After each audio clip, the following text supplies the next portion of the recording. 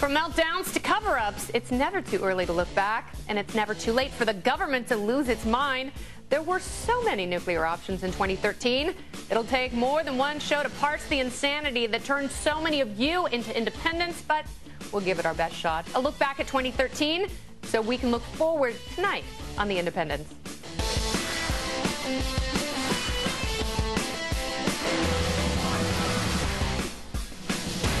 Hey there, I'm Kennedy, flanked by my men of the hour, Reason editor-in-chief, Matt Welch, and also Camille Foster from Free Think Media. You will learn to love his wardrobe. Together, we are clothed in liberty and justice. We are the Independents. One of the biggest stories of the year was Edward Snowden's NSA document grab and the revelations that our government was not only spying on its enemies and allies, but on its own citizens as well. Not everyone is as repulsed by the news as we are. Some people think the NSA is justified in its use of data mining to fight terror. Joining us now, it's Stuart Baker. He's a former NSA lawyer. Welcome to The Independent, Stuart.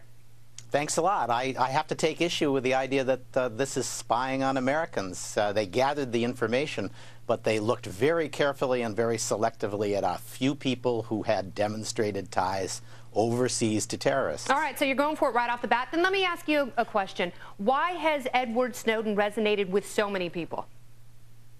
The first order that he put out made it look as though the government was just grabbing up all this data and looking at it at will. And he withheld, and the journalists withheld, for 2 weeks all of the limitations that the government put on itself. And that shaped the narrative from then to now.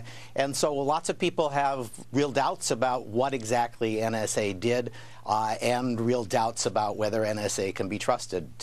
I think that's gradually, very slowly coming back into focus. But those first stories were devastating for the agency. Well, I'm glad you made mention of the fact that there are these checks in place. We've seen a little bit come out about the FISA court and the number of things that it actually has not rejected. It looks as though it's been a little more than a rubber stamp when actual things have come. Well, I'm not certain if it's crap. I mean, it looks like they've actually only tossed out about 0.3% of the various claims that have come before them. You're awfully defensive, we can at least Stuart. talk about why they're not rejecting more of these things. And let's not disregard what judges have said about the FISA court. FISA court judges have said about the programs, that there have been systematic and continuous abuses. I mean, what do you say to that? That is a FISA court judge talking. That's not me.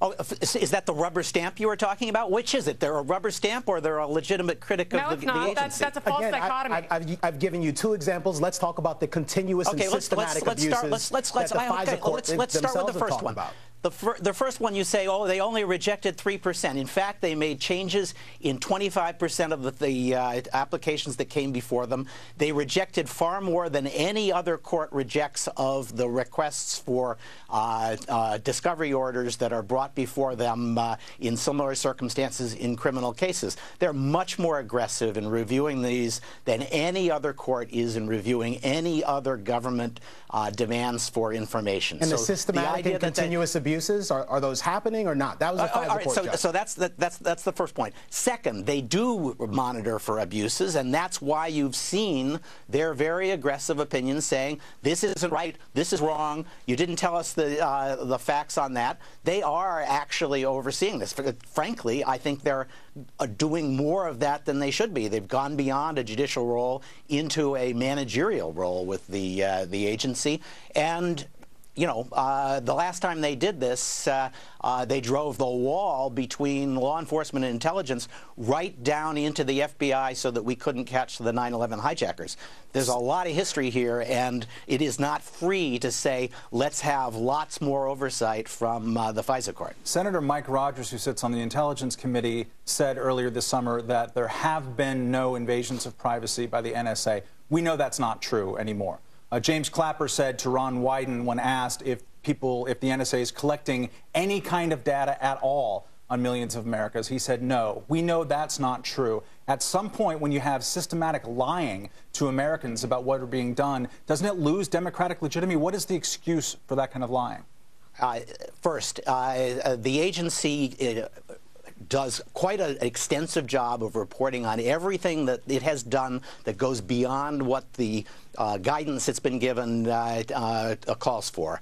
And They are very careful about not intentionally targeting Americans where there's no basis for thinking that they're an ordinary citizen rather than an agent of a foreign power.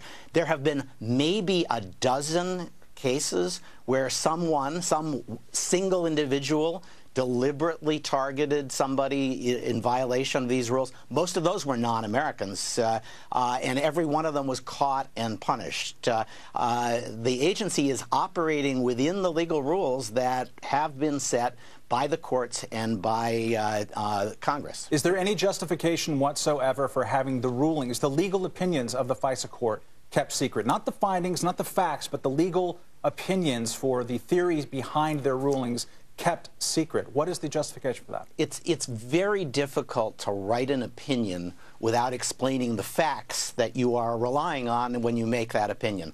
Law in the United States is not made in the abstract. It's made on a particular set of facts. So an adversarial set of facts. Yeah, but that doesn't answer the question at all. We'll take this one at a time. You can't really explain what you're saying about the law if you don't explain the facts on which you're acting. And the facts are all classified, so that makes it difficult to release the opinions in a way that most people would understand and find useful. Well, your mouth looks perfectly intact, although you're speaking out both sides of it, sir. But I'm glad you joined us. I beg your pardon. Okay, I have one last question. How do you find the balance between keeping Americans safe and keeping civil liberties intact? Last question. So we obviously know that technology is empowering terrorists in many, many ways. It wouldn't have been possible to carry out the 9/11 attacks 25 years earlier. You wouldn't have had cell phones. You wouldn't have had ATMs. You wouldn't have had a lot of the tools that they used. Frankly, you wouldn't have been able to fly the plane. So technology empowers everybody, including the terrorists. We have to use the technology in ways that will empower the people who are trying to catch the terrorists. And so, yeah, we ought to use big data tools. We ought to use the fact that information gets cheaper all the time to screen for the people that we're most worried about. When I was at NSA in the Bush administration, that's exactly what we did. We got access to all of the incoming travelers' travel reservation, not just the suspects, everybody, so we could decide who should spend a little time in customs having their background questioned and their luggage looked at. And that was an enormously effective approach to guarding the border.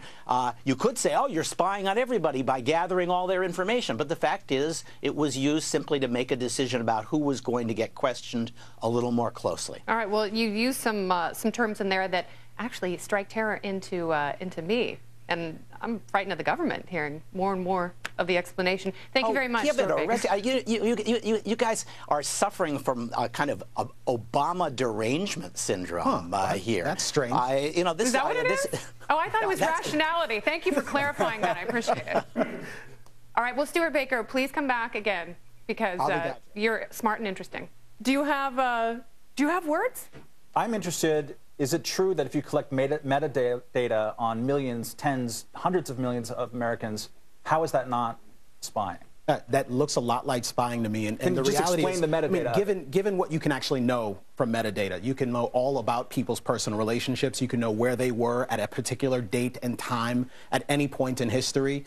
It's the real issue with the metadata is it is obviously very, very, very invasive, and a number of Congress persons have spoken to that. But there's also this question of the efficiency of a program like this. I mean, you are storing it is so inefficient. You're absolutely right. It's incredibly expensive. It's invasive, it's inefficient. It's a massive and net. It's way too expensive. Yeah, and you know, there's no explanation for why they needed Verizon data on every phone call received and made by Americans. There is an explanation is bad guys are trying to kill us, and so therefore we can do anything that we want, and if you say anything about it, you're a Chicken Little. John Ashcroft went on a tour in 2003 talking about baseless hysteria of people saying that, oh, you can sort through all of records. Of course we're not sorting through records. Right. He was lying. President Obama was lying on Jay Leno when he said there is no spying on Americans. We see all these lies. When they're caught in their lies, that's when they're stammering. But then it's the whole system is sort of spinning up. There's a great deal of activity, all sorts of frantic actions happening, but no one at all seems to be actually getting anything effective done. All right.